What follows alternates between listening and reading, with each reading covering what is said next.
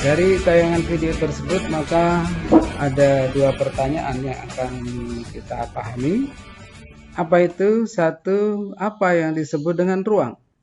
Kita harus memahami apa itu ruang. Yang kedua, ada berapa bentuk ruang dalam tampilan video tersebut? Coba kalian pikir-pikir, diulas, kalau perlu diputar dari awal kembali, dan kemudian setelah diketahui tulis jawaban kalian pada bagian komentar di bawah video yang ditampilkan di YouTube. Oke, di bawah. Kemudian kalau ada tombol subscribe yang masih warna merah, kalian klik satu kali saja. Oke, sip. Diberi waktu kalian nanti setelah pembelajaran ini baru tuliskan jawabannya pada kolom komentarnya. Oke, kita lanjut. Pada kali ini kita akan belajar tentang ruang dan interaksi antar ruang. Kita cukup mempelajari satu hal ini dulu saja, dan yang akan datang kita akan pelajari yang lain-lain. Letak atau wilayah di Indonesia sebagai ruang tempat tinggal masyarakat Indonesia memiliki beberapa bagian wilayah. Kita lihat wilayah yang paling barat adalah di Pulau Sumatera. Pulau Sumatera termasuk pulau yang terpanjang di Indonesia, memiliki sumber daya alam yang banyak, satwanya juga sangat banyak, ada gajah, orang utan, dan lain-lain sebagainya. Hasil hutannya melimpah, hasil perkebunannya banyak, ada kopi, karet, buah-buahan, sawit, umbi-umbian, dan sebagainya. Dan semuanya itu dibutuhkan di tempat lain. Kemudian ada Pulau Jawa. Pulau Jawa yang penduduknya sangat banyak, banyak penghasil pertanian, perkebunan, kerajinan, industri, dan lain-lain. Yang semuanya itu dibutuhkan oleh masyarakat di tempat lain, baik di dalam negeri ataupun di luar negeri. Selanjutnya, Kalimantan, pulau terbesar di Indonesia, adalah pulau yang banyak menghasilkan hutan, hasil tambang, batu bara, minyak bumi, perkebunan sawit, buah-buahan, dan lain sebagainya. Ini juga diperlukan oleh seluruh masyarakat baik yang ada di Indonesia ataupun di luar Indonesia. Selanjutnya adalah Pulau Sulawesi. Pulau ini cukup banyak menghasilkan hasil hutan yang sangat melimpah. Hasil tambangnya ada tambang emas, kaolin, aspal, dan sebagainya.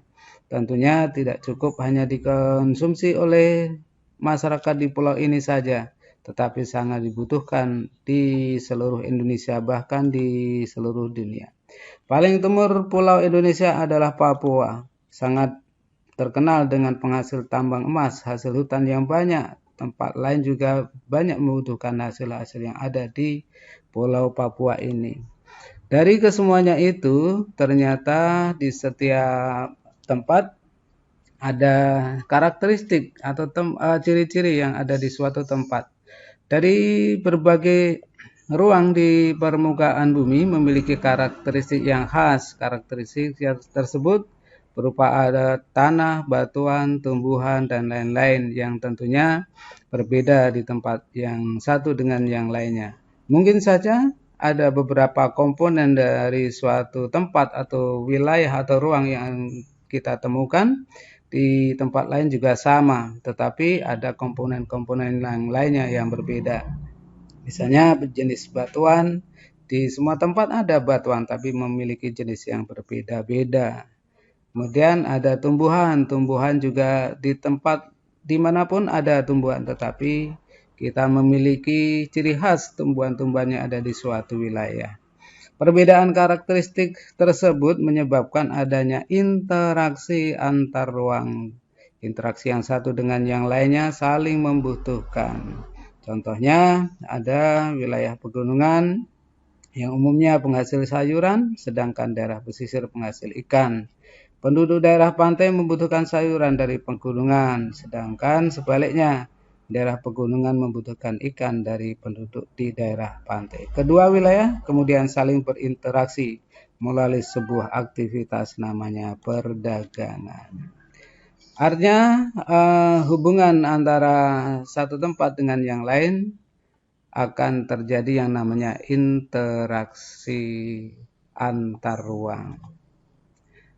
Oleh karena itu, kita perlu menjaga interaksi tersebut yang intinya penyebab utamanya terjadi interaksi adanya perbedaan karakteristik yang ada di masing-masing wilayah atau masing-masing ruang. Ada beberapa kondisi kenapa interaksi itu terjadi. Yang pertama ada saling melengkapi atau disebut dengan complementary.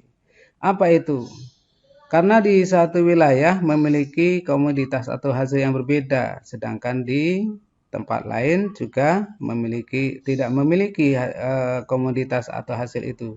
Sehingga saling membutuhkan antara wilayah yang satu dengan yang lainnya. Kemudian kondisi yang kedua dinamakan kondisi peluang kesempatan atau intervening opportunity. Nah, apa itu? Interaksi terjadi karena di beberapa wilayah memiliki kesamaan hasil, tetapi di satu sisi mungkin kualitasnya lebih bagus, di sisi lain mungkin harganya juga lebih murah. Kemudian ada yang namanya kemudahan transfer. Kenapa itu?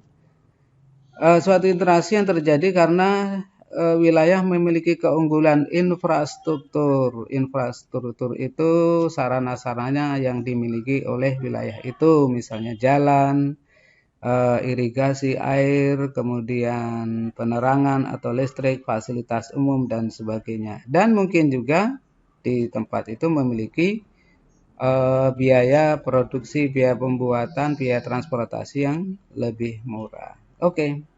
Kita coba lihat satu persatu dari contoh saling melengkapi. Ya, ini dia. Antara wilayah Indonesia yang satu dengan yang lainnya saling terkoneksi, saling berinteraksi antara ruang yang satu dengan yang lain, pulau yang satu dengan yang lain. Beginilah terjadi interaksi antar ruang. Peluang kesempatan, misalnya adanya antara wilayah yang satu dengan yang lain terjadi komunikasi. Contoh yang lain adalah di satu sisi di Jakarta, ternyata ibu kota ini sangat banyak memiliki infrastruktur yang lengkap dan modern. Di pedesaan, di kampung, di daerah yang pelosok, ternyata infrastrukturnya biasa saja. Sehingga banyak orang-orang datang pergi ke kota mencari kerja, mencari peluang, mencari kemungkinan hidup yang lebih baik. Maka akan mengakibatkan apa yang disebut dengan urbanisasi. Apa itu urbanisasi? Silakan dicari artinya. Selanjutnya, siswa semuanya seperti apa bentuk-bentuk interaksi antar ruang? Satu, ternyata disebut dengan mobilitas penduduk. Apa itu mobilitas? Yaitu perpindahan. Interaksi antar ruang terjadi dalam bentuk pergerakan perpindahan manusia dari satu tempat ke tempat yang lain. Ada yang disebut urbanisasi, imigrasi, transmigrasi. Imigrasi, perpindahan dari tempat ke tempat lain, wilayah yang lain, transmigrasi dari pulau yang satu ke pulau yang lain. Kita lihat yang berkaitan dengan urbanisasi. Kita lihat. Dengan mendapatkan pekerjaan yang baik, otomatis tempat tinggalnya pun akan menjadi lebih baik. Sumber daya alam tadi juga mampu diolah karena capital yang terbatas. Nah, kemiskinan, keterbelakangan, kesenjangan itulah yang membuat mereka merantau. Dampak negatifnya pastinya itu ada pertumbuhan slum area. Kebanyakan sih enak ya, teman udah datang dari Jakarta, pas itu dirasain sendiri, nggak enak gitu.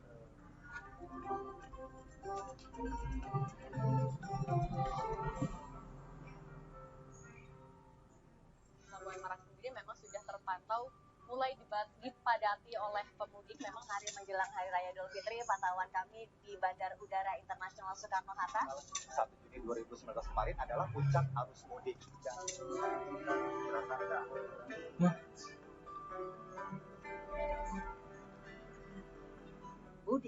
menjadi tradisi tahunan yang selalu dinanti. Masyarakat dari seluruh penjuru negeri pulang dari perantauan untuk sejenak menengok kampung halaman sambil bermaaf-maaf.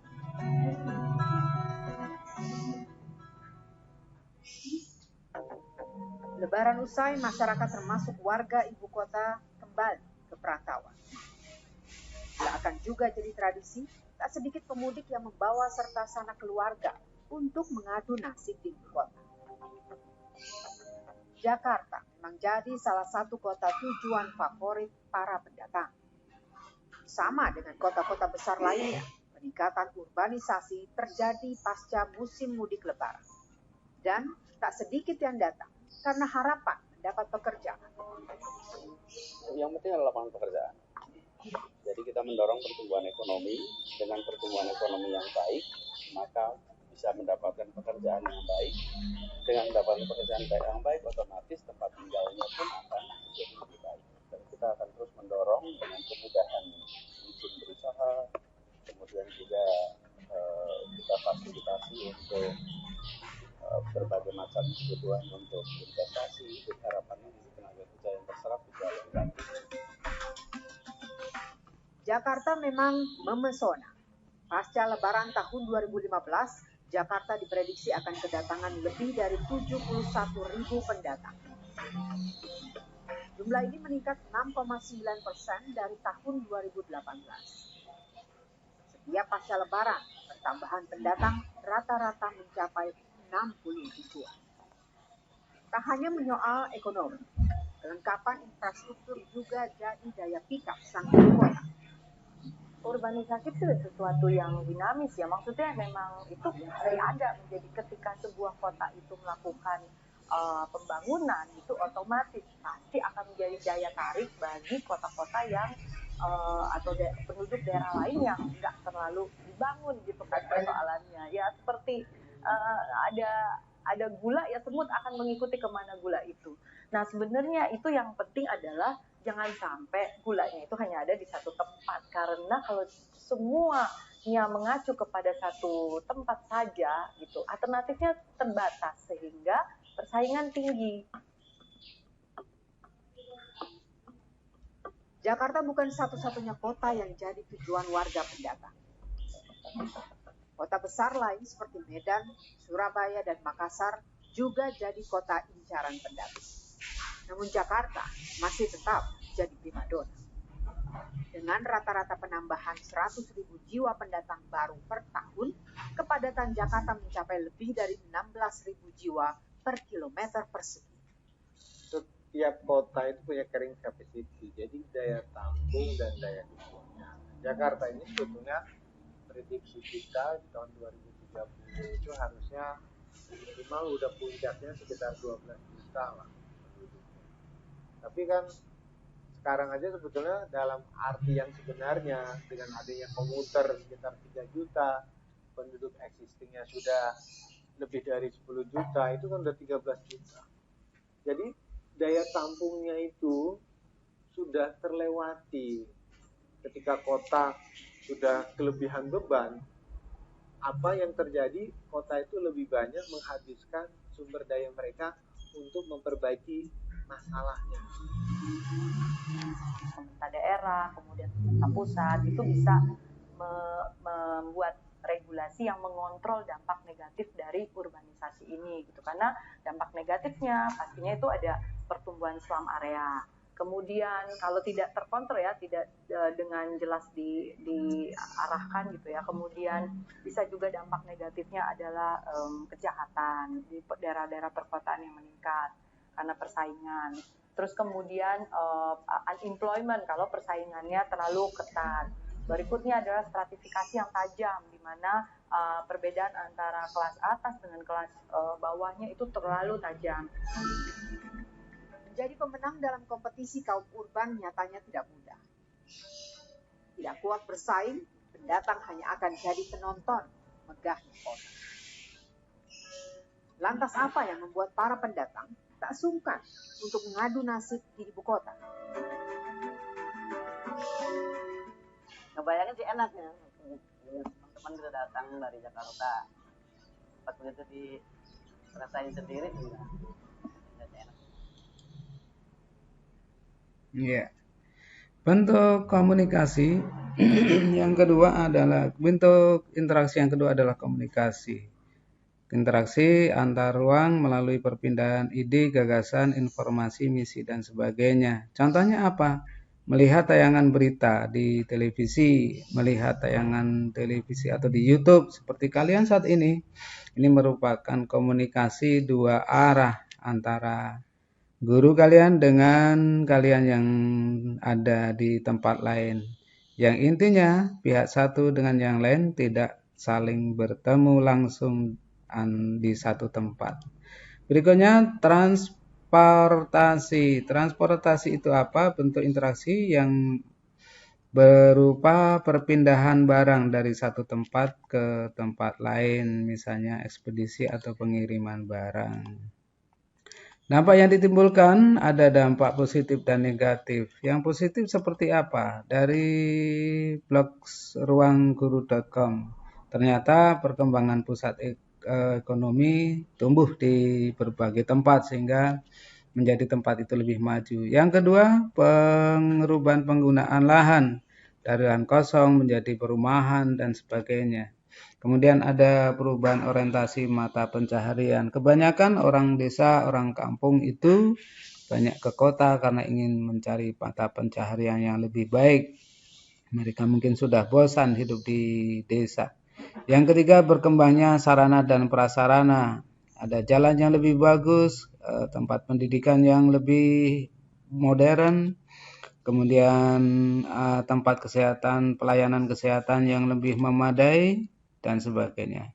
Kemudian perubahan komposisi penduduk. Ternyata dari interaksi akan mengakibatkan perubahan banyak sedikitnya orang yang terpelajar, orang yang sekolah, kemudian banyak orang yang bekerja, sedikit yang pengangguran dan sebagainya. Perubahan komposisi penduduk. Kemudian perubahan sosial budaya. Ternyata saat ini orang-orang sudah banyak berpindah budaya. Dulu yang tradisional, sekarang sudah berbudaya modern dengan arus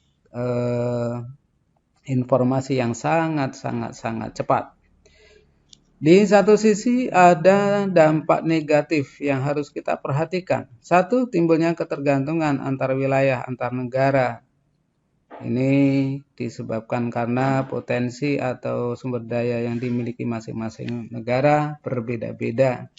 Yang kedua, hal yang negatif yang perlu diperhatikan adalah berakibat pada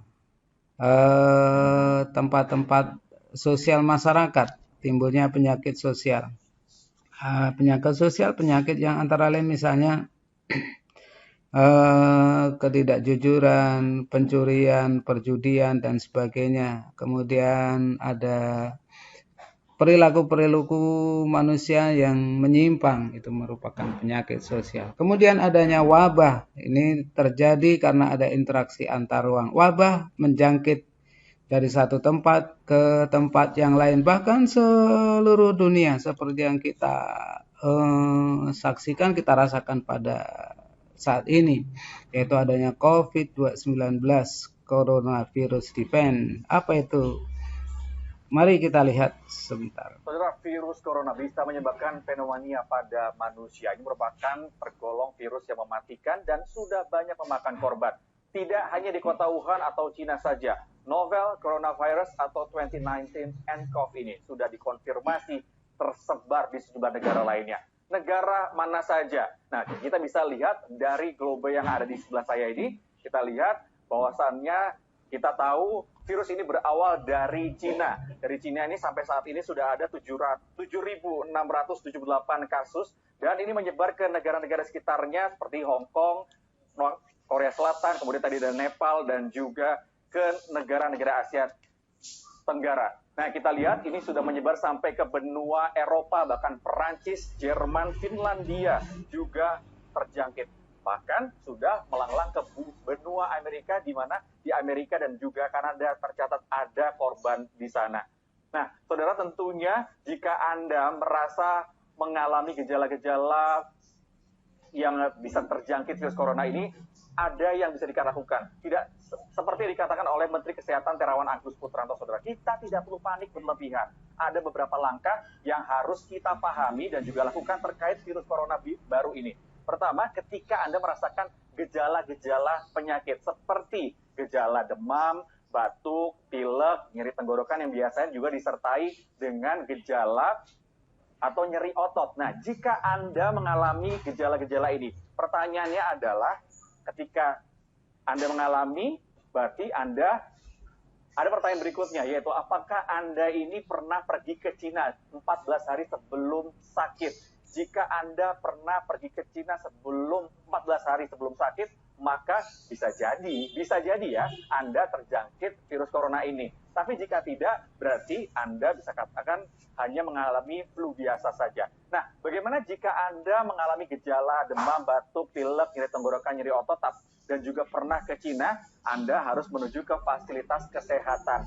Di fasilitas kesehatan ini, Anda akan melaporkan kondisi Anda kepada tim yang ada di sana, kemudian mengisi formulir penyelidikan epidemiologi. Ini adalah sebuah cara yang dilakukan oleh tim untuk melihat kondisi kesehatan Anda seperti apa. Dan akan diperiksa penunjang, ini pemeriksaan sederhana seperti tensi, kemudian bagaimana suhu tubuh Anda. Lalu akan dilakukan pengobatan gejala awal. Nah, kemudian tim yang ada di fasilitas kesehatan ini akan meneruskan informasi yang Anda berikan kepada tim ahli untuk dikonsultasikan apakah Anda termasuk pasien dalam pemantauan atau pasien dalam pengawasan.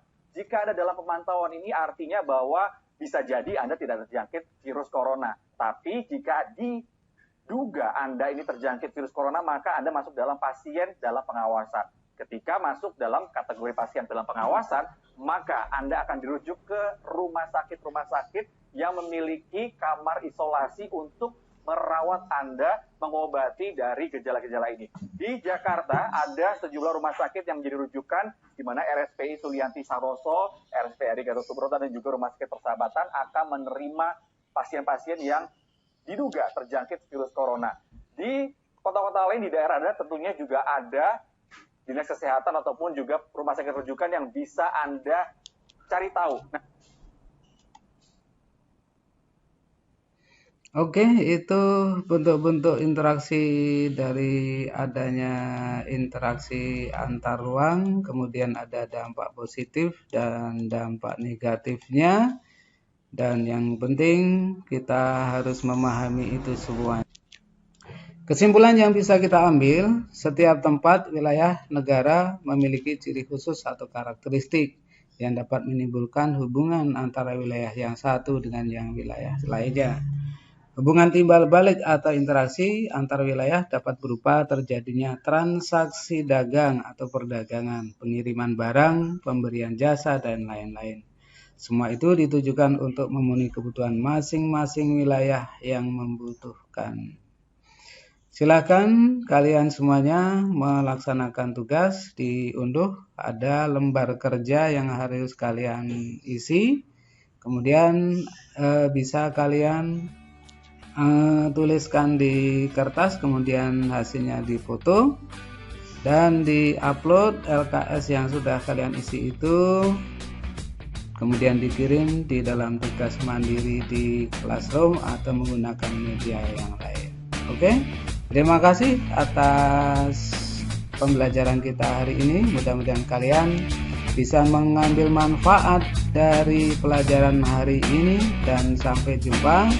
Jangan lupa jaga kesehatan dan jaga kebersihan kita dimanapun kita berada.